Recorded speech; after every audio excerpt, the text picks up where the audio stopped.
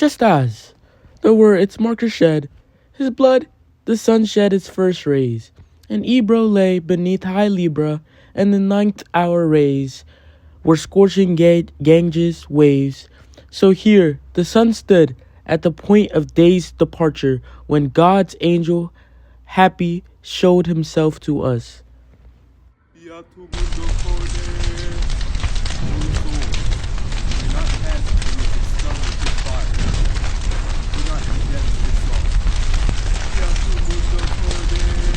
When I heard Nim say this, I became like one who has been laid within the grave.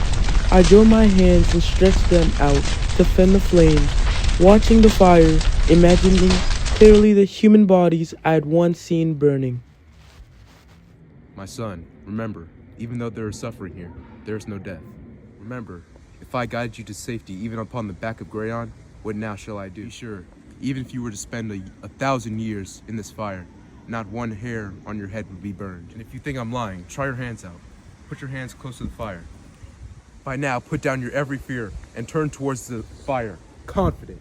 When he saw me still halting obstinate, he said, This wall stands between you and Beatrice. as, at the name of Thisbis Pyramus about to die, opened his eyes and saw her. When the mulberry became blood red, so in my stubbornness had softened, I, hearing the name that's always flowing within my mind, turned to my knowing guide. And you would have us stay along this side? Stasis, go behind. No sooner was I in that fire that I had thrown myself in molten glass to find coolness, because those flames were so intense. I seem to see her eyes. A voice that sang beyond us was our guide, and we, attentive to that voice, emerged just at that point where it began to climb. Venite benedici patris mei. It sang within a light that overcame me. I could not look at such intensity. Venite benedictis patris mei. The sun departs. The evening comes. Don't stay your steps, but hurry on before the west grows dark. Within the rock and its direction was such that in front of me my body blocked the rays of sun already low behind us. And we had only tried a few steps when land my sages sensed the sun had set, because the shadow I had cast was spent, before one color came to occupy that sky in all of its immensity, and night was free to summon all its darkness. Each of us made one of those stairs his bed. The nature of the mountain had so weakened our power and desire to climb ahead. Like goats that, when they grazed, were swift and lameless along the mountain peaks, but now are seated and rest and ruminate while the sun blazes. Untroubled in the shadows, silently watched over the herdsman as he leans upon his staff and oversees their peace. Or like the herdsman in the open fields, spending the night before besides his quiet flock, watching to see that no beast drives them off. Such were all three of us at that point. They were like the herdsman, I was like the goats. Upon each of us, high rock walls rose. From there one saw but little of the sky, but in that little I could see the stars, brighter and larger than they usually are. But while I watched the stars in revere, sleep overcame me, sleep which often sees before it happens what is yet to be.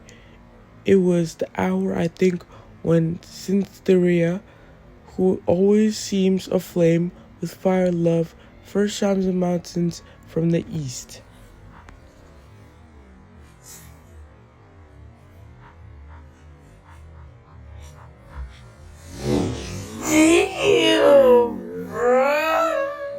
That in my dream I seemed to see a woman, both young and fair.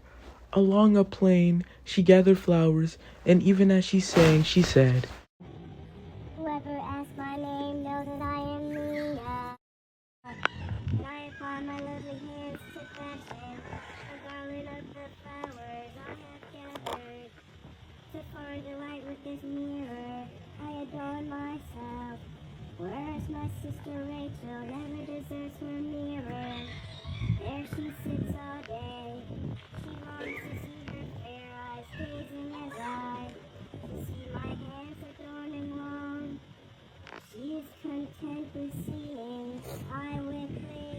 with the reflected lights that glowed so to me.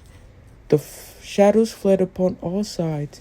My sleep fled with them, and at this I woke and saw that the great teachers had already risen. When all the staircase lay beneath us and we'd reached the highest step, then Virgil set his eyes insistently on me and said, My son, you have seen the temporary fire and eternal fire. You have seen places which by power cannot reach. I brought you this far through intellect and art. From now on, let pleasure be your guide. You've passed the steep and narrow paths. Look at the sun that shines upon your brow. Look at the flowers, the bushes, the shrubs, born here spontaneously of the earth. Among them you can walk until the coming of the glad and lovely eyes. Those eyes, weeping, sent me to your side. Await no further word or sign from me. Your will is free, erect, and whole. To act against that will would be to err. Therefore, I crown and miter you over yourself.